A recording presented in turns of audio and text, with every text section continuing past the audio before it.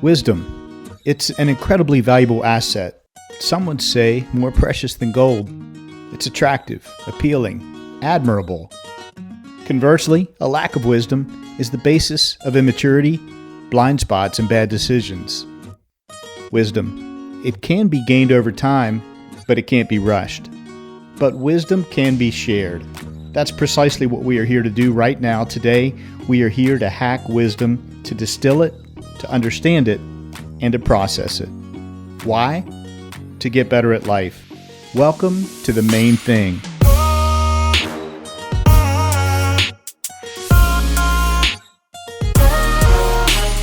This is your new 9-minute podcast.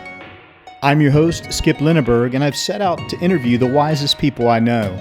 We'll see what we can learn from each one when they're faced with an incredibly difficult, soul-piercing question. Hey, welcome to your Main Thing podcast. I'm Skip Lineberg, and I'll be your host today. Twice a month, we bring you a concise, high-impact wisdom lesson, fresh insights, and unique perspectives from the wisest people around. Studying their wisdom and learning together, we all get a little better at this thing called life. In today's episode, you'll hear from my good friend, Rob Akers. Rob is a professional pilot, a father, a husband, creative writer, and combat veteran in this wide-ranging, intimate wisdom conversation. You'll hear about what it feels like to be shot at while flying an airplane, how this brave man deals with PTSD, post-traumatic stress disorder, and how the creative writing process looks from within the creative mind. But first, a special shout-out of gratitude to our newest patron, John from West Virginia. John, thank you so much for your generous financial support that helps underwrite the costs of producing this program. Now, here's a little bit more about our wise and very humble guest. Rob Akers is not a speaker, thinker, teacher, philosopher, intellectual, psychologist, preacher, or entrepreneur. Rob is just a regular guy who is trying to get through life by making his world a little better every day. Rob and I recorded right here inside Parkwood Studios in Charleston, West Virginia. From the cockpit, now all call and cross-check as we prepare for departure on this wisdom journey. Over the next 25 minutes, you will discover why Rob Akers is one of the wisest people I know. Rob Akers, welcome to the Main Thing podcast. So great to have you on the show. Thank you. I'm super blessed and honored to be here. Absolutely. Rob, folks will have heard in the bio and the intro that you are a military veteran. I want to ask you a really weird question. What's it like being shot at? Nothing like starting off slow for an icebreaker, is there? Every time I've been shot at, I've been in an airplane, so there was no sound or noise to that. I'm not going to get into specifics because I haven't researched if things are still classified or secret or whatever, the tactics that we would use to avoid the missiles. Okay. But generically, being shot at is like being in a kayak in the ocean on a beautiful day. Okay. Ooh. And you're paddling along and life is nice and easy and you have all the wonderful sounds and smells of the ocean, and then a shark attack. Oh. And it jumps out of the water like on Discovery Channel, right? Yeah. And you have about a 5 to 7 second period of this is real. Yeah. And then the shark goes away and you're back to normal. But that adrenaline, I'm sure it immediately kicks in. It does later. Okay. So when the missile warning system would go off and there's tones and there's things that the airplane is doing automatically to defeat that missile that's in the air. And there's a set of procedures that as a pilot we are doing up front to put the missile warning system in the most advantageous position to defeat that missile. 5 to 7 seconds later, as long as there's no explosion, you survived. And you go right back to doing whatever you were doing before. Now, for me personally, it made me angry.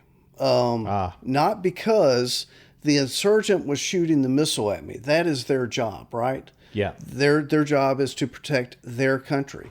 That did not make me angry. What made me angry was I flew in such a way, that aircraft, that somebody was able to get a missile in the air against us. So It was an internal at myself anger, not external at someone else.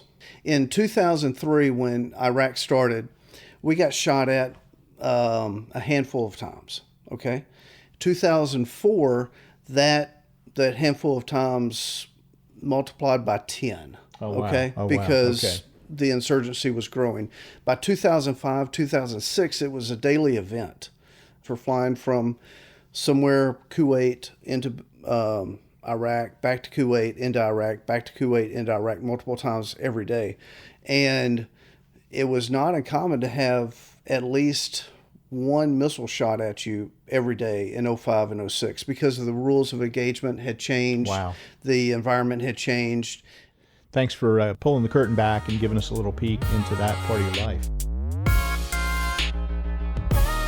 Let's talk a little bit about how we're connected. And I would start with the phrase church. Yes. We both attend a church called River Ridge.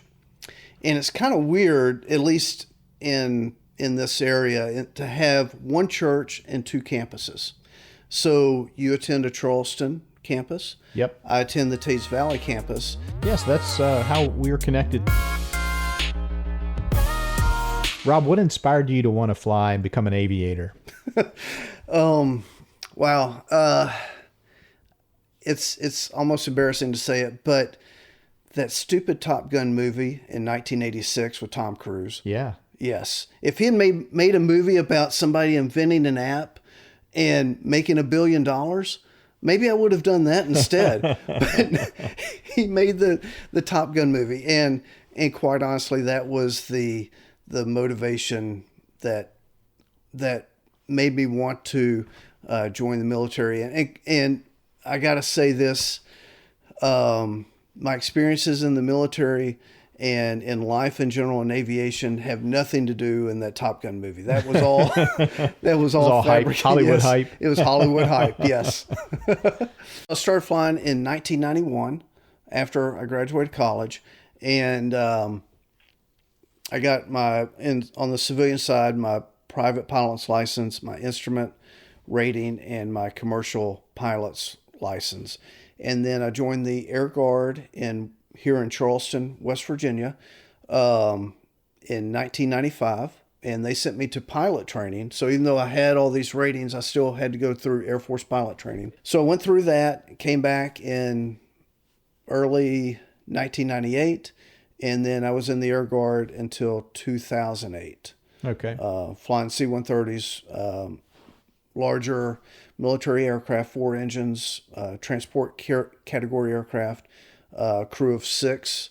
So 2 pilots, navigator, flight engineer, 2 loadmasters.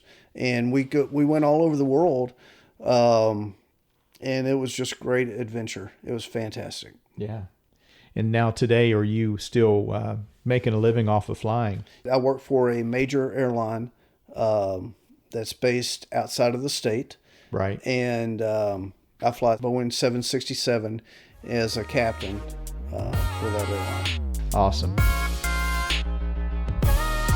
Rob, before I get any further and forget to mention this, thank you for your service in the military. I really appreciate you defending our country and all of the sacrifices that you've made in doing so. The honor, the pleasure was all mine for serving.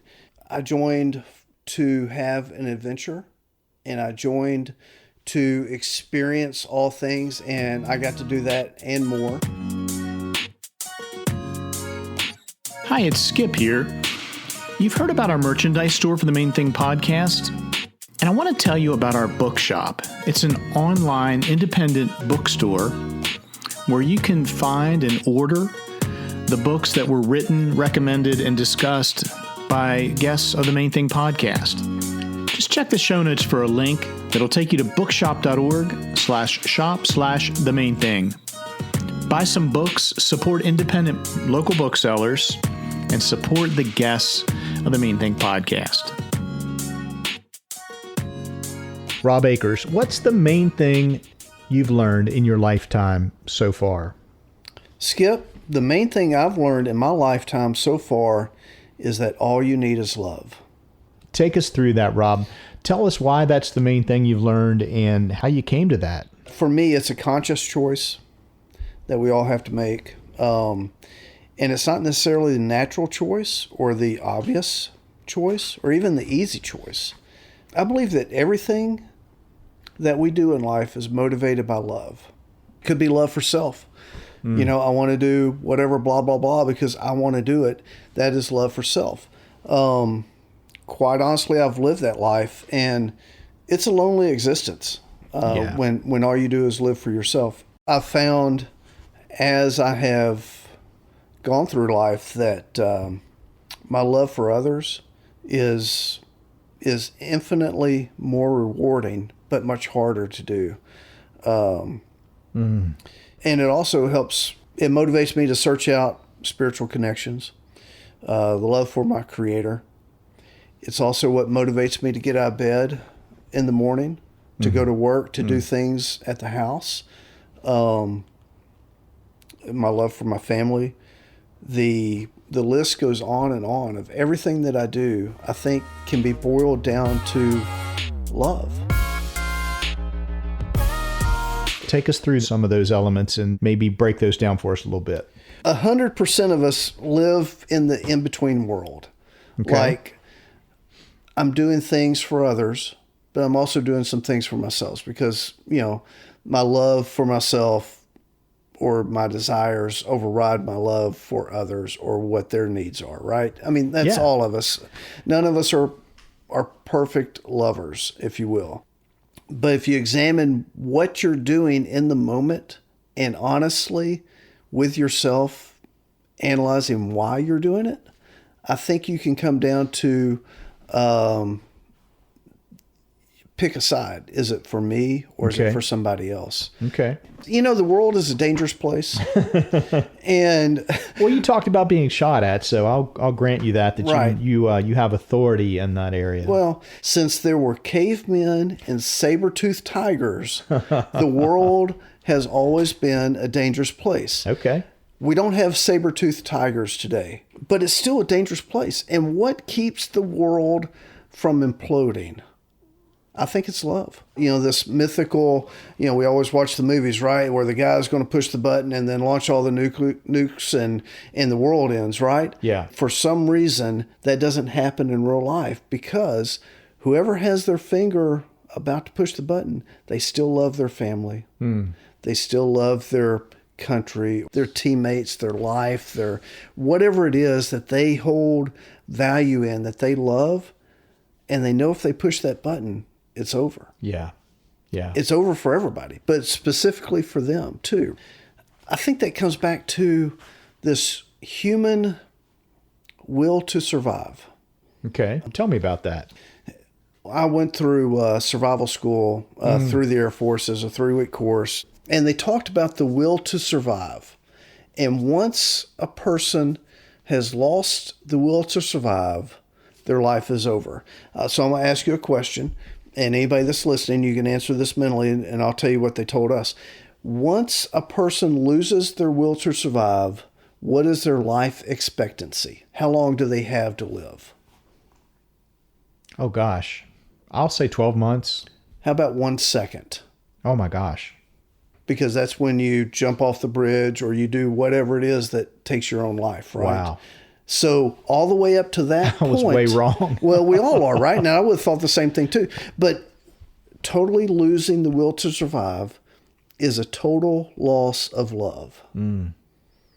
Wow. And they told us stories of like pilots in Alaska, the bush pilots or whatever, they would crash, you know, somewhere in the wilderness, right? And this one story they told us, the guy lit the cigarette and then killed himself. And the rescuers or whoever found him, a minute later, the cigarette was still in his mouth burning. Oh, wow. That's tragic. That makes me sick to my stomach because that individual lost their will to survive. Yeah. And boom, that fast and it's over, right?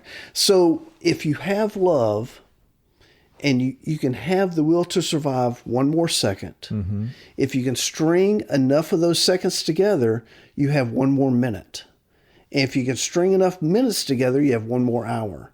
And enough hours together, you have one more day. And one more day leads to one more week. And one more week leads to another month. And another month leads to another year. And your circumstances will change. But you need love to do that. Someone's listening out there right now, Rob, and they hear your phrase, love is all you need, and they feel like that's a throwaway. Well, everybody and every situation is different. So I can't speak to this person on the other end, right? Into the details of their life because I don't know them. Sure. I can speak into the details of my life. There was a lot of hate. There was a lot of anger. There was a lot of unresolved conflict, actually participating in a shooting war. Yeah. I'm an active participant. I'm not dropping bombs on people, but because we didn't carry bombs, but other than that, I was a very active participant in that life. And it is difficult to be in that life and have love in your heart. And I would carry that intensity from when we were deployed. I couldn't leave that there. I would bring it home with me. And then that same intensity is now in the house in the United States in West Virginia. Everything was so intense. Everything hurt, if you will. Yep. And love does not hurt. Love forgives. Yeah. And love helps me forgive you or someone else, but also love helps me forgive me. Yeah. And that's the place to start, I think, with anybody. That's where I had to start. That sounds so simple, but I know that's huge. It is huge. It's the key, really. It was huge for me to forgive myself and give myself grace. Talk to us about the role of faith in your life as a husband, a father, as a worker. The role of faith is, it's a counterbalance to what I am naturally, or the way that I was made. And I firmly believe that I was made exactly perfectly the way I should have been. Okay, with no mistakes. Okay. By my Creator. But and yet semicolon, I would not have made myself this way. Okay. I'm not an optimistic person by nature. I can have a dark and negative personality type. I get bogged down in the difficulties of life. I can get wrapped up in dramas. Love is something that I give willingly as my identity of a child of God. It's really cool and curious to me that you used the word counterbalance, because I'm thinking about you flying a big aircraft, a huge, massive aircraft, and your payload or your load of passengers is not balanced. Right. You don't have a proper counterbalance. Let's say you've got a heavy load on the back and now the front's light. Yes. And that plane's not going to fly very well without a counterbalance, is it? As you're talking about this, I'm thinking about times in my life when I have flown a plane that's been out of balance. It doesn't fly like it should. Yeah. Yeah. It doesn't operate the way it's intended. There we go. Yeah. Hey, Rob, I want to talk about writing next. I know you write. I write. Many of our guests on the show and many of our listeners are writers. Some have published books. Tell us about your writing practice. Before we start specifically about writing, let's talk about why. Well, all humans, we need a creative outlet for our lives. And it doesn't matter what that creative outlet is. We need a creative balance. We have a left brain and a right brain. Mm-hmm. Okay. The left brain is the everyday, the order, the logical side of our head, right? And life, all technology, everything pushes us into that left brain analytical area. Yeah. Yes. So to counterbalance our lives mentally, We need to spend some time on the right side, on the right hemisphere of our brain, in the creative side, in the imaginative side, Yes. in the fun side. And you can paint, you can draw, you can do whatever, write, music, Make pottery. podcasts, pottery, anything. It doesn't matter what that is for each individual, but we all need that. And the more that we can be in the right side, that balances out the left side too, right? I had an experience when I was in Iraq, and it wasn't traumatic. It was just we went to a place, it was really cool, and there were, an isolated base in the middle of the desert in another country. I don't know that I can say It's the okay. name of the place because I don't know that it's out in the public. But and we spent all day there and met some really neat people, and that put a story idea in my head. Okay. It just went into the creative side, and I could not get that out of my head. In 2008, I'm like, I got to just start going. I'd never written anything. It wasn't going to go away. It wasn't going away. It had to come out. It had to come out. I had to purge that out of my body. So I got on my computer and opened up a Word document and started, because I type with two fingers, and banging this thing out. And 20,000 words later, the story was out on the computer. And I read it and I'm like, this is not what I want. Select all, delete. And I did it again. You're kidding. No. And I did it again. And this is not what I wanted. Select all, delete. And I did it a third time. Whoa. 10 years later, I've got a story. Actually, I've got two stories. Okay, cool. And they're not published, but they're full-length novels, both of them, 90,000 words each. Wow. And that was the original 200,000 words. I have had 2 short stories published in anthologies. Would you be willing or able to share a link with us that we could share with our audience those stories? Yes. Awesome. Yes. I'll put a link to those in our show notes for our Okay. listeners to explore. Awesome. Thank you. So all of this writing over the past What is that now? 17 years? 17 years, and it's not every day. I do more writing when I travel for work, Okay. because that creative outlet keeps me from exploring self-destructive behaviors. Sure. And it's a positive thing in my life, and something I enjoy. Do you find a therapeutic effect to the writing? Can we talk about PTSD? Is that... I can if you can. So post-traumatic stress disorder is what PTSD is, right? And again, everything that I know about it is mostly 98% self-taught or Self-research. researched, or I experienced it. Okay. So Okay. I'm not a professional in this at all. When I define that term PTSD, right? So it happened in the past. Mm-hmm. Do you know what they call, if you're having issues, trauma, stress in the moment, do you know what they call that? It's a technical term. It's called life. So it happened in the past. It was traumatic, right? Whatever it was traumatic. Mm-hmm. And trauma and being involved in something traumatic, the natural extension of that is stress. Sure. Okay. Okay. So when I go through something that's traumatic, it's naturally going to produce stress. And so the creative writing, the right brain writing that you do, is that counterbalance? Yes. It gets me from the analytical side, the logical side, into this fun side where I can say, well, what if so-and-so gets put in this situation? What would they do? Rob, thank you for everything you've shared today, all the heart, all the thought that you put into it, all the love that you've shared with our audience and with me today. Thank you so much. Thank you, Skip. And I love what you're doing here at The Main Thing. I love the heart and the passion and the desire that you have to make the world a better place. And I appreciate that. Wow. Thank you, Rob. So long for now. So long. That goes by incredibly fast, doesn't it? Time flies when you're hacking wisdom.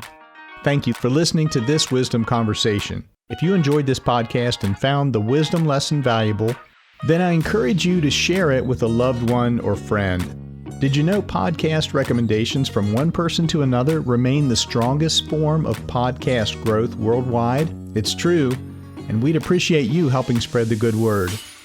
Let's give a big hearty thank you to the crew of the Main Thing Podcast. These are the folks who truly keep the wisdom pipeline flowing.